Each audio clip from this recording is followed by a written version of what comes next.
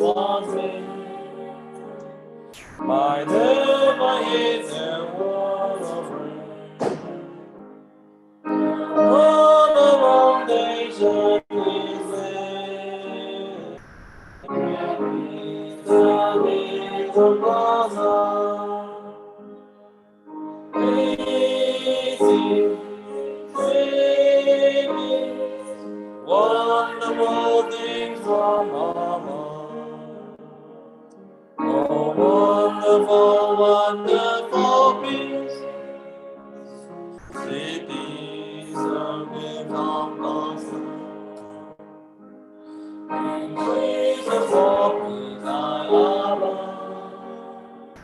And as I approach to the sound, there's only more peace on this earth.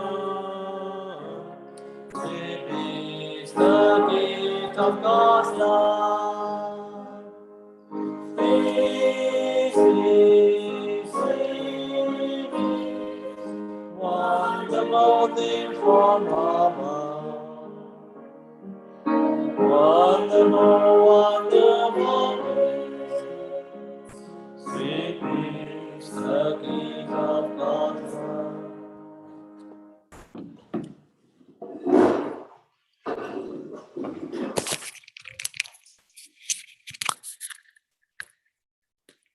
Hallelujah. Thanks the Lord. We have entered the last session of Book of Proverbs.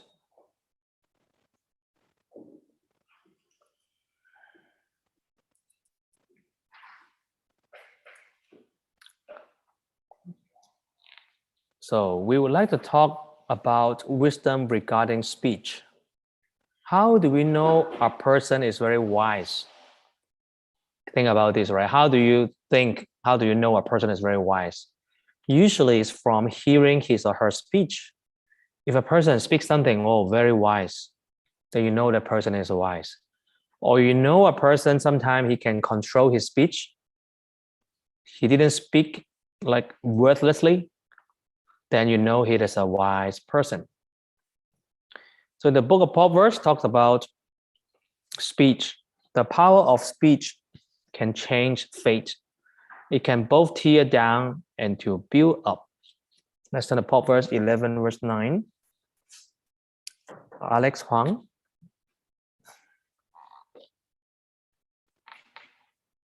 Proverbs 11:9. Is Alex here? Proverbs 11 verse 9. The hypocrite with his mouth destroys his neighbor, but through knowledge the righteous will be delivered. 11. Proverbs 11:11. Also 11. By the blessing of the upright the city is exalted, but it is overthrown by the mouth of the wicked. Thank you. So it is all about speech, especially verse 11. Through the mouth of the righteous that the city was blessed, right? But the mouth of the wicked will destroy the city. So the power of speech can bring life or death. So if you want to be a wise person, if you want to build up, you need to speak wisely. If you are a fool, whenever you speak, you tear down. You know, some of the marriage, they fail because the husband and the wife, they tear down each other by their speech. Right? Some friendship are broken just because of the speech. Right? Some business deal were broken, or some country go to war. It's all start from the speech. Right? So that's why, just like what we've just read, through knowledge, the righteous escape, right? With the mouth, the godless destroy their neighbor, right? Yeah, we have read that. So we have to be very careful. Now, let's talk about some negative sides. What are the speech that we must avoid? We must avoid. The first one is lying. Well, lying is an abomination to God. Lyings belong to devil because devil is the first one to lie. It lies to Eve. and Adam tricked them to eat the fruit of knowledge of good and evil. So if anyone who lies or have the habit of lying, he belongs to the devil. He doesn't belong to God, right? And the Gospel of John, right, tell us the same thing. If somebody lies, actually, he's called devil his father. Let's turn to John chapter 8, verse 44. John chapter 8, verse 44. Titus, please read. John chapter 8, verse 44. You are of your father, the devil, and the desires of your father you want to do. He was a murderer from the beginning and does not stand in the truth, because there is no truth in him. When he speaks a lie, he speaks from his own resources, for he is a liar and the father of it. Liar of the father of the liars. Demon or the devil is the father of all lies, because he's the first one to lie. And if you have the habit of lying, not telling the truth, you belong to his camp, right? Sooner or later, he'll get you. So if you tell lies to our spouse, our parents, our friends, you will destroy the relationship. Once you were discovered, right? Nobody will trust you anymore. Your parent will not trust you if you lie to them. Your friend will not trust you if you lie to them. Your future spouse will not trust you when you lie to them, because nobody trusts a liar. Well, how do I know if you say this again, it is true or not? So if you want to destroy your relationship with others, very simple. Just tell them lies. And then you have no friends. Sooner or later, you have no husband, no wife, because they cannot stand with you anymore, right?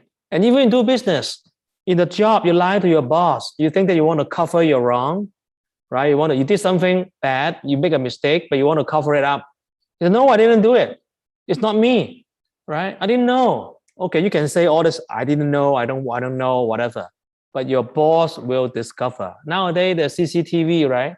There's a video recording, and they bring up the video. You show the actor, you did it. And why do you lie? And then immediately you got fired. So lying is destructive for yourself, to you. You don't destroy only other person. Yeah, at the same time, you can destroy other person too. But lying destroy you, yourself. So hopefully, if we have the habit of telling lies, we have to pray. We have to pray to God that, God, please help me to speak the truth, right? Speak the truth. Even I have to admit my mistakes. I have to say it, right? Sometimes you can remain silent, just like your friend asks you something, you don't want to reply. Or some people ask you something very private, you don't want to talk about it. You say, I just don't want to talk about it, right? It's not your business. Or I'm not ready to talk about it. You don't lie by just cover it up. You can choose to be silent, or you can choose not to talk about it. But you cannot tell lies, right? Some people say, oh, it is okay to say white lies. The Bible didn't say white lies is okay. Lie is lies, right? There's no white lie or black lies. Lie is lies. So don't have the habits of telling lies. Another destructive speech is flattery. Flattery is when you give someone compliments or praise, but it's not from your heart. Sometimes it's sarcastic. You want to make the person feel, yeah, I know you're the best, right? Or sometimes you pretend you are praising someone, but actually you in your heart, you hate a person, right? Let's say if somebody beat you in the academic or beat you in the sport, and your heart really hate a person, right? But you go there, yeah, you did a good job. I'm so proud of you, right? This kind of flattery. Or sometimes you want to manipulate a person. You keep praising your friend. You keep praising someone just because you want to get recognition. You want people to like you so that you have friends. Some people, they like flattery words, right? They like to hear flattery words. So if you want to please them, very easy, you say something flattery. Whatever you do is good, right? People ask you, how do I look? Your friend asks, how do I look with the new dress? Even though you think it look ugly on you, right? But it's beautiful, beautiful on you. Why? Because your friend is rich. You flatten them. They'll bring you for a free lunch. They'll give you gifts. This kind of thing is not good, right? You can remain silent. Sometimes, I don't know. Yeah. My taste is maybe different than you, right? But yeah. If you don't want to hurt a person by saying the truth, it look ugly on you, right? You can say, well, everybody have different tastes, right? That may be more kind of wise. Or, I don't know, maybe you can check on another person, right? I'm not really good at giving comments, right? But you don't flatten people, just we want to please the person. The Bible said, let's turn to Proverbs 26, 28. Ephraim.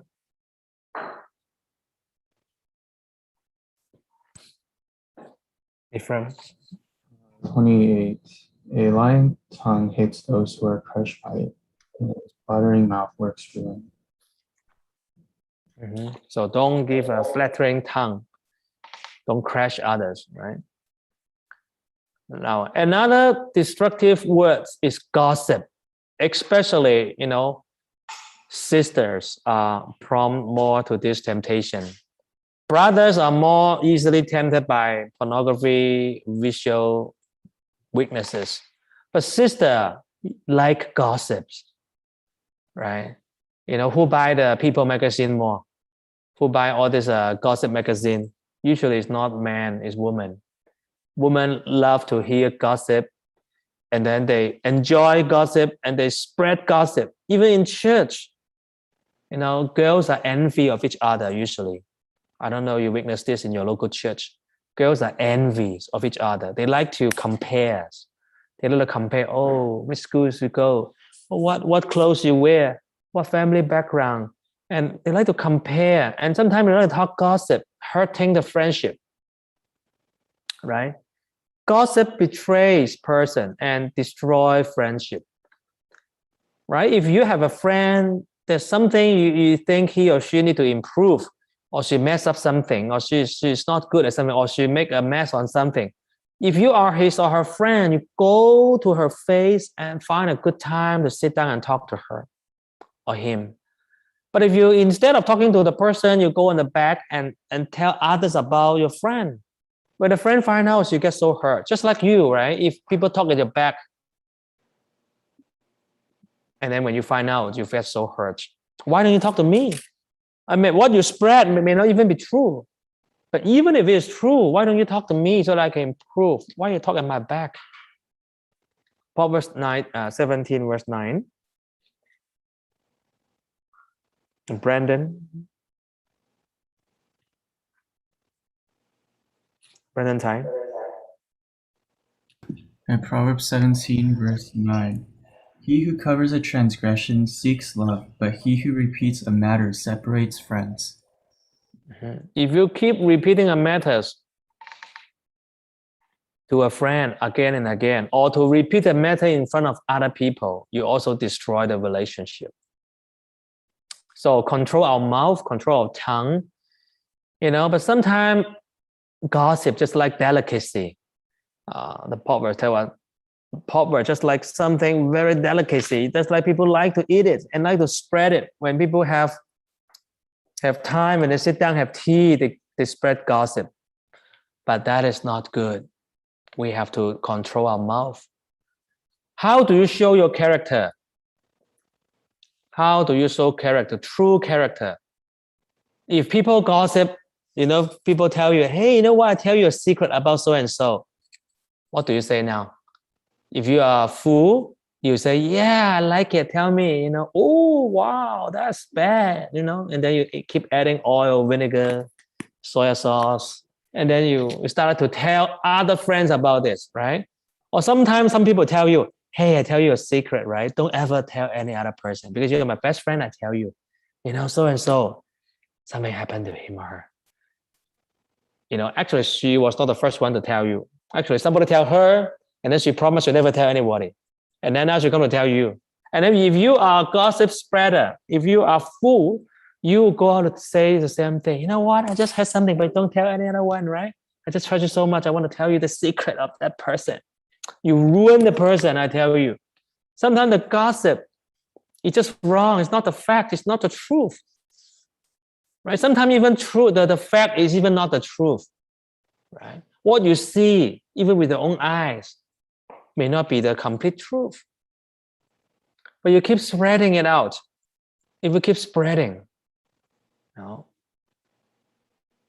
spreading what you saw, you think is true. But actually, it is wrong. You destroy the person, and you destroy your own character. So if you are godly, you are wise. If people offer you some gossip, try to drag you into the discussion, what should you say? You know what? Excuse me. Sorry, I don't think we should talk about that at the back of the person, right? If you know something about it, shouldn't you go talk to him yourself, right? You talk to us, or if you discuss it here, it's not really helpful, right? Especially if you have a weaker member, a member who doesn't really have strong faith, or someone who is a truth seeker, heard about you talk about gossip, it's even worse. So if you're wise, if people offer you gossip about someone else, you say, hey, why don't we stop talking about this, right? It's not edifying. Or maybe if you know something, you should talk to the person directly so that he can improve, right? But it takes courage. It takes courage to stop people talking gossip. That if you're wise, at least you would not be interested. Another thing that bring destruction in our speech is cursing. Right?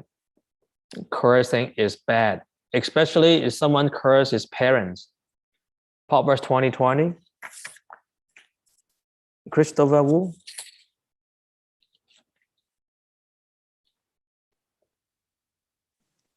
Verse 20. Whoever curses his father or his mother, his lamp will be put out into deep darkness. Yes, if you curse even your father or mother, you'll be put to darkness. That means God will punish you, right? You'll see no light. And under the law of Moses, if you curse your parents openly, you'll be put to death. You'll be stoned to death. So don't ever curse your parent. But even, not only your parents, but don't even curse your friends, right? Don't even curse your friend or your associate. Don't even curse your colleagues or your subordinates or anyone. You know, on our culture, if you look at movies, it's full of coarse languages. People use F word, N word, whatever words, very badly. So watch our mouths. I know, especially for guys. For guys, they want to show that they are man, they are manly. Not only by showing the muscle, sometimes they show this by their mouths, by their speech, cursing people. Especially if you watch the movie, every 5 minutes you hear people cursing. So I recommend, in order to not being influenced, those kind of movie with coarse language, we should avoid it, because otherwise, or your friends, if you have a friend who curses every 10 seconds, you should avoid them too, right? If possible. Of course, sometimes in a workplace, your colleague curse, nothing you can do about it. But personally, if a person curses, that means he has so much anger, so much void in his heart, right? So we should never follow them, the same thing. Now let's talk about some constructive word then. What are the words that we must say more, right? More and more words. Of course, beside the destructive word, I want to add one more, is the dirty jokes. Another thing you should avoid, not only cursing, but dirty jokes. Jokes concerning other people's body, jokes concerning other people's ethnicity, race, you should avoid. Jokes concerning sex, right? Dirty jokes. Using sex or sexual behavior, sexual organs for jokes, especially among men. These dirty jokes, we should refrain from taking part of it. because the Bible clearly tells us, right? Those are not worthy. Those are not suiting for Christians, for us. Let's turn to Ephesians chapter 5, verse 3 to 4. Ephesians chapter 5, verse 3 to 4. Ivan Yang. Ephesians chapter 5, verse 3 to 4. Verse 3, but fornication and all uncleanness or covetousness, let it not even be named among you, as it is fitting for saints. For neither filthiness, nor foolish talking, nor coarse jesting, which are not fitting, but rather giving of thanks. Yes. Not only we should not commit fornication, but anything related to it is not godly, dirty jokes. We should avoid, we should refrain, because God is listening what we speak every single day, right? Now, constructive speech, there are many good speech we can speak. The first one is word of righteous, the mouth of the righteous. There's mouth of the righteous, this means what is good, what is right. The words of the mouth of righteous mean they speak whatever they pleasing to God. They speak something what is right. They are like well of life. They are like choice silver. And they can affect many people. They can bring good edification to many people, right? In Proverbs chapter 10, talks about a few times the mouth of the righteous really bring life. And this bring life means spiritual life too. You can edify a person, encourage a person, right? And the pleasant words, encouraging words, the word of truth, the word of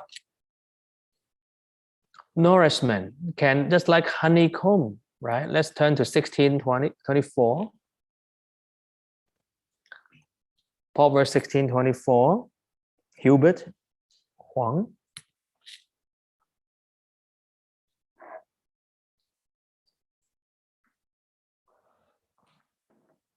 Not here?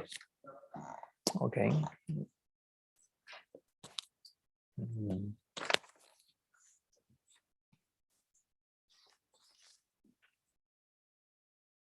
Okay, Claire Chen, Evan. Which verse? 16:24. Verse 24. Pleasant words are like a honeycomb, sweetness to the soul and health to the bones. Yes. Imagine your speech, if it's according to God's word, according to encouragement, can bring so much nourishment to people. You know, that is very meaningful. So brother and sister, now train our mouth. Whatever we speak must be truthful, must be edifying, must be encouraging, must be comforting, right? Don't joke around. Don't joke around aimlessly, or don't make fun of people, of their weaknesses. Let's say if you see a person who is stutter in tongue, right? Even in church or at school,口急的, right? Started.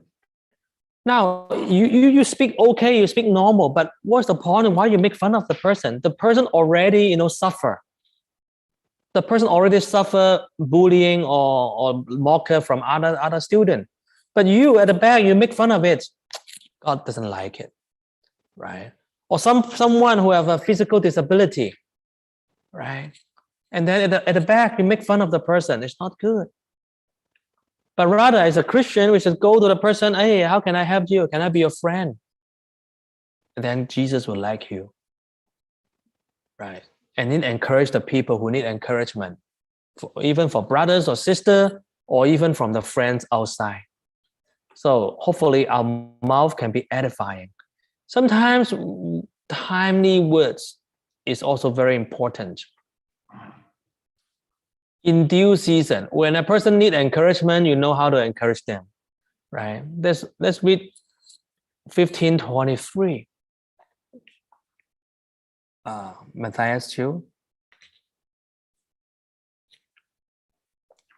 Verse 23. A man has joy by the answer of his mouth, and a word spoken in due season, how good it is. A word spoken in due season. how good it is, right? What I mean due season, wisdom is to know when to speak and when not to speak. Sometimes you better not speak and be silent, but sometimes you need to speak. But you speak the right thing in the right timing, the right tone, the right length. Wow, that needs wisdom. Let's say someone is very sad, downcast, and you go to the person and say, hey, recently I saw a very good comedy, really, really funny. They want, hey, people are sad. Why you talk about something like this? Right? People are sad, maybe they need you to ask them, hey, how are you doing? Is there anything you can help? Why you look so downcast? But you keep talking about your own achievement to a person who is very just so disappointed, just failed his test. And then you go to tell him that, you know what, I got a 99%, right? What's that for? Right? Why you want to say this in front of a person who doesn't have it? So wisdom is timely words. Yeah, even though what you said is true, you have achievement, you're happy, you saw something funny, but in front of a person who is mourning, you shouldn't be saying all these things, right? So that's why we need God to give us wisdom. When to say what, and in what tone, what word choice, even the word choice, what are the right words to describe it? In order to train our speech, that's why you need to read a lot. You use different words precisely. But of course, that is wisdom. Ask God to give us.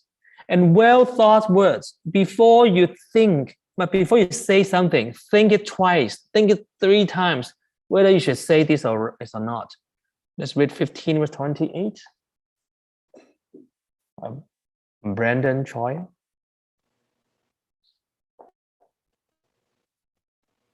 Brandon Choi. No? He's not here. Jeremiah Ho. 15:28. The heart of the righteous studies how to answer, but the mouth of the wicked pours forth evil. Well thought words. Even if you want to say something, but think, especially when you're very angry, when you're super angry, you want to say something. Wow, you better be slower. Because when you're angry, usually you say something which is not thoughtful. Because when you're super angry, just like your blood pressure come up, usually you lose control of careful thinking. When you say something, you cannot get it back. People say in Chinese idiom, right? Just like water, 泼出去的水啊，讲话好像泼出去的水。Water just like, words just like water. You let out or pour out, you cannot take it back. You cannot curse people and say something really hurtful and say, sorry, pretend I never said this, right? Okay? No, you cannot pretend. The water poured out cannot be taken it back. Or just like you punch a dry wall, you make a hole. The hole is there, even though you withdraw your fist. Right? The hole is there. The damage is done. Especially when you're angry, you say something very hurtful. Oh, damage the relationship. So it's better when you're angry, just walk away. Don't say anything for a while. Have a walk outside. Or just calm down yourself. Don't say some careless words when you're angry. If you really want to say something afterwards, think it through. How should I put it? Talk slowly, talk in a calm way. I know it's difficult, right? Especially for young person, but we have to learn, we have to train ourselves. Should I really say this word? Should I really say this joke? Is it appropriate when I say this? When I say something, what will be the consequences? Will I just unleash my anger, or will I destroy someone? So think it 3 times before we say something, especially in a very important situation. You don't want to make your speech to get into trouble. Now, I want to supplement one thing. Nowadays, young people don't speak that much. Do you know why? They type. Young people typing or writing in Twitter, in Facebook. Nowadays, a lot of young people don't talk, but they can write a lot on the internet.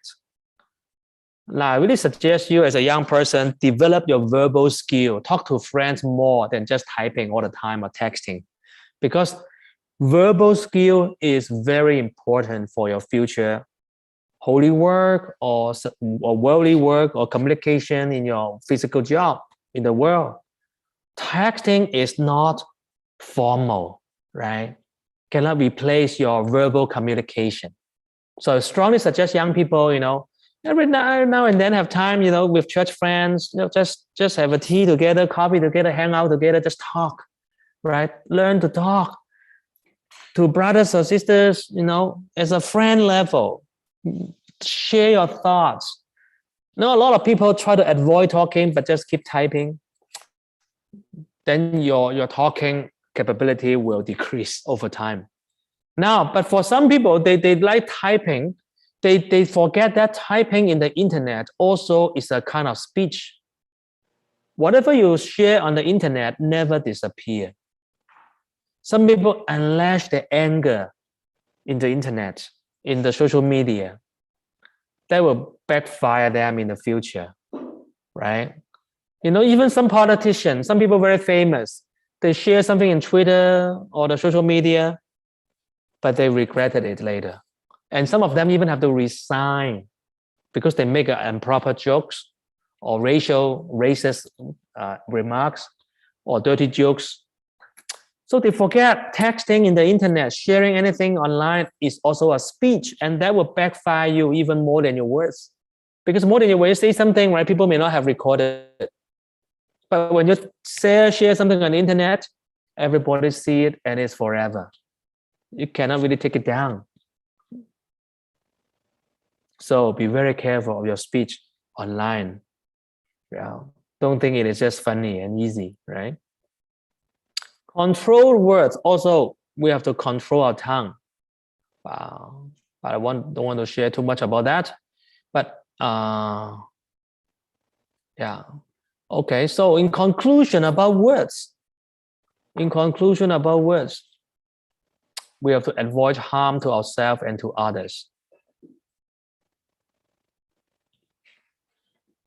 If we speak value, good words, we can help ourselves and others. But if we do not control our tongue, it will destroy your relationship. Even with God, your relationship with God really about your tongue. Let's turn to Colossians 4:6. Colossians 4:6. Chloe Huang.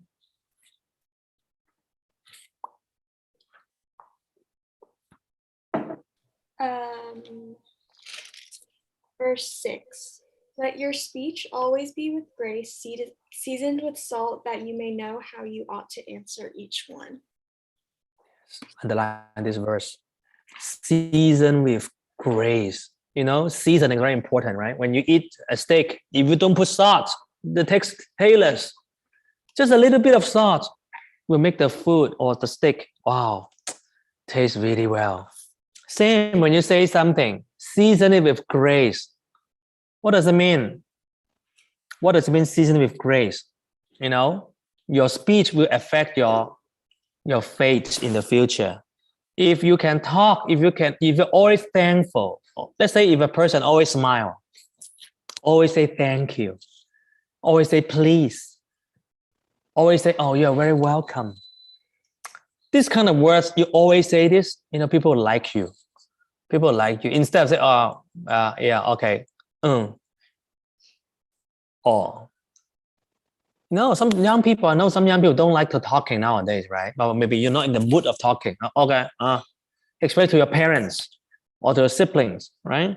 Or the church elders. Sometimes some young people in the church, they see the elders, preachers, deacons, or the uncle, auntie pass by on Sabbath day. They just see them as air, transparent. They don't say hi. They don't even say hi. They just want, I want to walk away. I don't want to get myself into trouble. No, they are not finding yourself trouble. If your mouth is always sweet, like, hey, uncle, good morning, auntie. Hallelujah, pastor. Good morning, elder. Oh, when people help you something, you always say, thank you so much. Smile. That bring only good thing to you in the future, I tell you. They only bring you, if you season your speech with grace, it always bring good fortune to you. It's not fortune, it's blessing, right? Even you don't like something, but you still smile.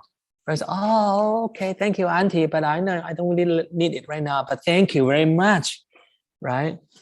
Right. So this kind of thing you have to learn, right? Don't be angry. Don't be just lashing out at people. Season your word with grace. You know what? I don't really like it, but thank you. Thank you anyway. So this is the season with grace. So I hope that all of us, right, after learning Proverbs every day, we kind of think about, am I talking to people in a nice way, in a gracious manner? So that is very important. Now, lastly, the last 10 minutes, I would like to share about the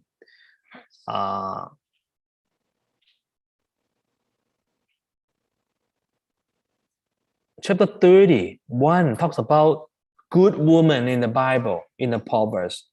We share a lot about bad women in the Bible. Actually, for men, for every man, your life, your well-being is tied to woman. For everyone, right? Including sister, because your mother shaped you. For sisters, your mother shaped you so much, more than your father. Even for men, your mother also shaped you very much.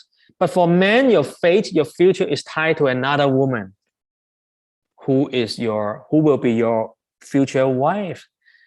So for men, especially for men, of course, sisters the same. If you marry the wrong guy, you also suffer, right? But for men, if you marry the wrong woman, if you marry the woman without wisdom, immoral or foolish or without wisdom, your life will be destroyed. So the last chapter in the book of Proverbs talk about woman, but no more talking about immoral woman or unwise woman, but talk about wise woman. So for every man, I think in NYTS, most of the brothers are single, right? Yeah. You know, you're a very important brother. If one brother marry immoral woman or outsider, there's been one sister in the church who may be losing a chance of meeting a brother, right? Especially now we have more sister. I look at the name sheet, and also usually in the seminars, there's more sister than brother. If one brother marry an outsider, he destroy himself. Also, he deprive our sister of one chance of meeting one good brother. So brother, don't mess up in marriage in the future. Don't go to find outsiders. You're hurting yourself and others. You know, but in the Bible, there are so many bad women. I don't have time to count everyone, but there are some very famous bad women who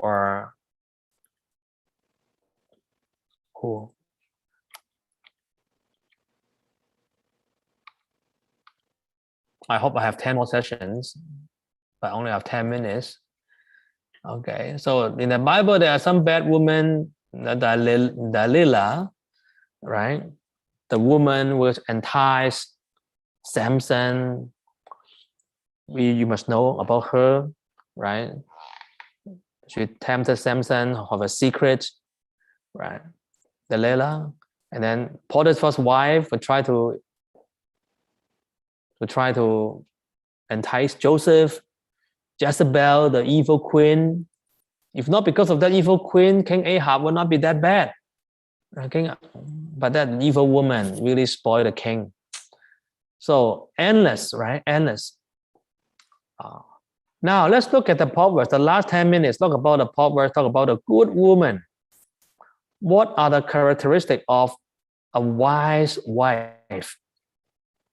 Now, for our church sister, we have the goal of learning from that wise woman, wise wife. And for the brother, don't just look at the outside appearances. Of course, it is a bonus, but it's not a must. I know some brothers, when I ask them, what do you want in the future wife? It's all attractive, beauty. You know, of course, everybody like beautiful things, beautiful person. But at the same time, you ask yourself, right? You want a beautiful wife, but look at the mirror yourself, right? Brothers, be realistic, okay? You say you want a beautiful woman, okay? But look at yourself in the mirror. Are you like Brad Pitt, right? Do you look like a George Clooney, you know, if you don't look like all those movie stars, then why you say you want a wife look like a movie star, right? So actually, to be honest, most of our look are just average, right? Most of our look are just average, just like the bell curve, you know, the statistic bell curve. You know, statistic, you know, both extreme are very rare. Those are very, very beautiful, very rare. Those are very ugly, very rare, right? Most of us are falling in between. Most of us are just average. Even if one or two sisters who are super beautiful, it's not your turn, okay, I tell you. The lineup of people going after just one or two person, right? It's not your turn, right? So don't be setting so high standard, brothers. Think, oh, I want everybody asking about the same person, one or two. No, of course, nothing wrong to be beautiful. If she has a good character too, it will be a bonus, right? But the character is actually the main thing. But the brothers, don't be deceived for the beauties. If all you want is beauty, very soon you'll go for outsiders. Because our church sister, they are beautiful, but they don't really like to put on makeup too much or dress themselves too much, right? They want to be low profile.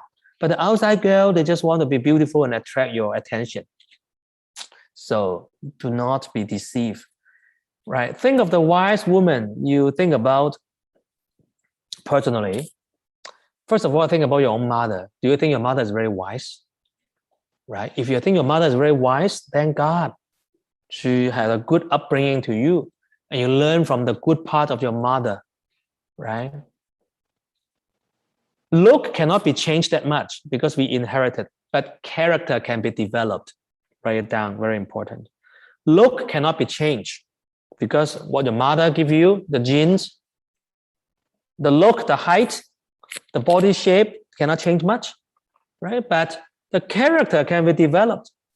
And for brothers, understand this, right? Look can be changed over time because your wife get older after having kids, will also the shape will be different. But the character is what attracts you in the long term. So sister, you must develop character, and brother, we must focus on character too, not just on the appearances. Now, for you, when you think about a wise woman, you can have your own list of description. Those are very good.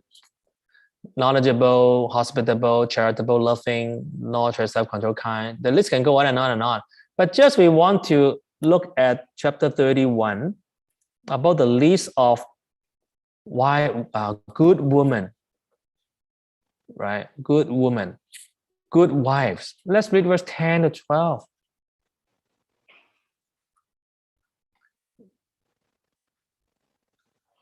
Eris Huang.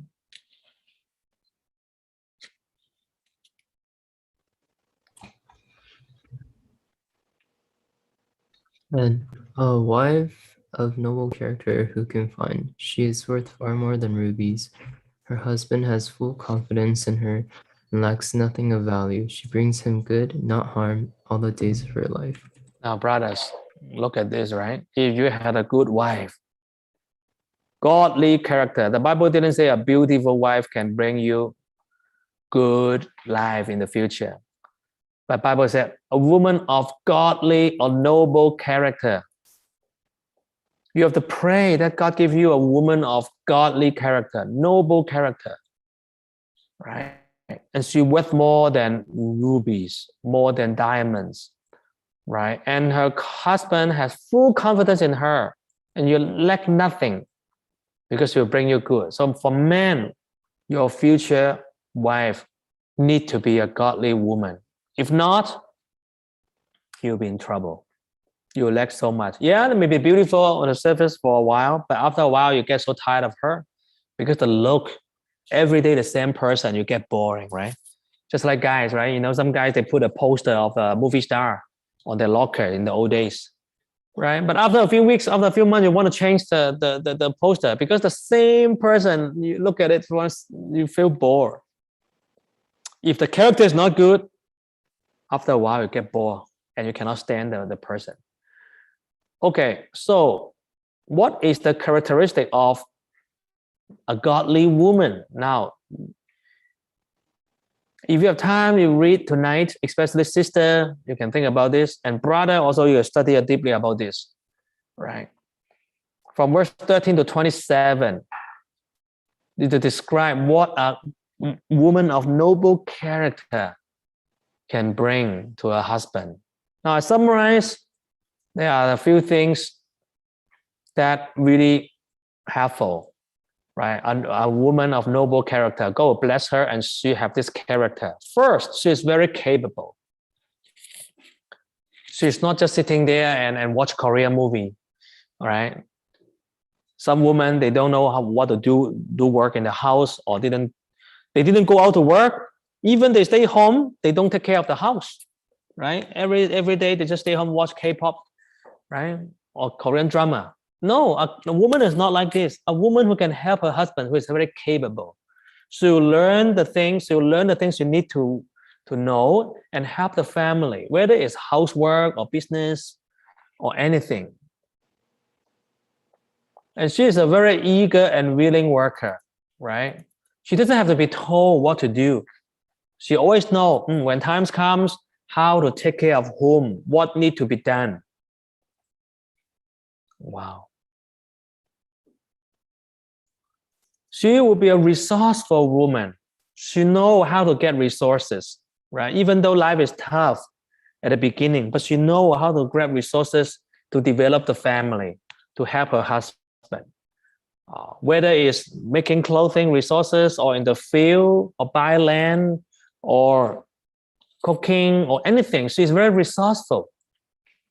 But another good character of a godly wife is diligence. Diligent means hardworking. Hardworking, always working nonstop to help the family. A husband, if you have this kind of wife, you really have to cherish her. You really have to take care of her. And then she's a provider, everyone in her care.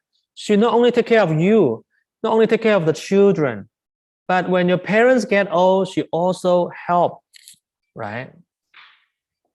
Now, this is not easy. Financially, she's also very prudent. She's very conscientious.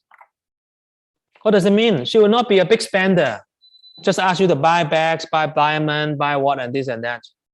She know how to invest. She know how to make long-term financial planning. Long-term financial planning. So the man will not be broke. The man will not be, because the wife is a spender. Always want jewel, always want expensive clothes, always want vacation, this and that. And then there's nothing left in the bank. The wife even know how to invest or long-term planning. So the husband said, oh yeah, do we have that money? The wife said, yeah, you know what? We save up and we have some investment and we are okay. Don't worry. Even you're out of job for a few months, we got it covered. Wow, the husband is so thankful for that, right? And she is strong, emotionally strong, not physically. Well, maybe physically too, right? But of course, sometimes woman is too strong physically. The man doesn't like it, right? The man like the woman like the man. Hey, you are stronger, you do this, right? But the woman is strong mentally, tough mentally, will not be, little bit of things, get so panic, go freak out, complain or cry whole day. She able to manage her emotion. She is mentally strong. Mentally strong is very important. If a woman is very mentally weak, panic easily, complain, get nervous, it's difficult to help the husband, right? She's strong, right? Strong mentally.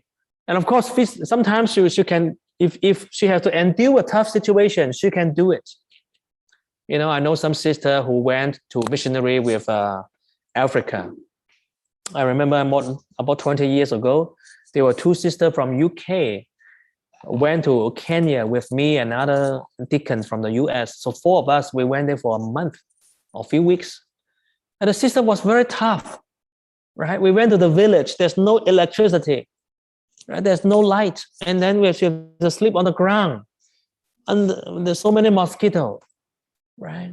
They have a room, we have a room, and then the toilet in the village is just a hole, right? There's no fresh water, no light, no water, flies everywhere. But they were so tough. They are prepared. They are not afraid of Africa or the heat or the flies or the dirty toilet. So they just use it, just like we men use it, right? And there's no tap water, and then they were just given one basin of water, and they wash the whole body from hair, the face, and then clothes, the body, and then they brush the teeth. Wow, they are so tough. They were brought up in the UK. I think, oh my dear, these sisters are tougher than me.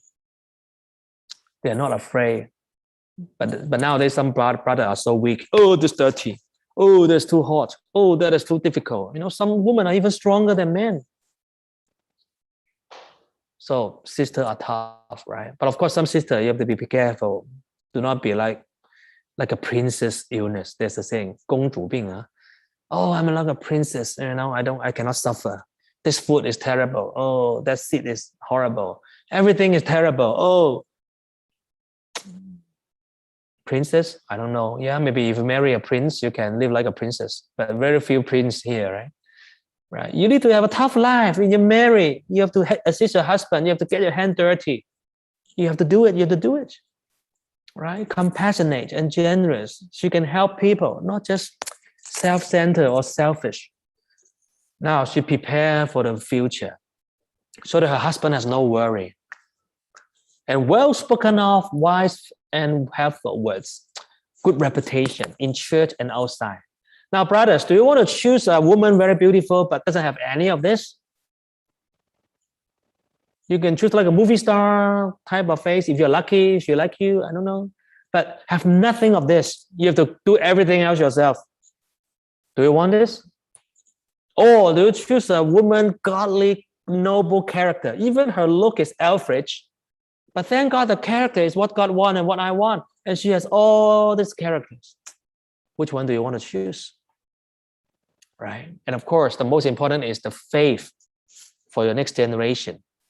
So this concludes, and hopefully the test have a little bit more space. You can add one more question about how to choose your wife for the brothers. And all these good characters, the 10 good characters, you have to memorize. And for sister, you have to work yourself so hard and get these 10 good characters.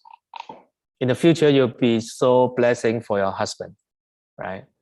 Okay, so this conclude our Proverbs, and hopefully remember what I said in the day one. You go to read Proverbs every day, one chapter a day. Every month you finish it once, and you'll be much wiser than your friends and from other people. May God bless us, and also may God guide your test. And remember, the test, how much do you score doesn't really matter, right? Don't worry about the test. If you fail, it's okay. You just have to retake it, right? But you'll pass, I'm sure. But the real test come from whether you can put it into practice. Let's pray in silence.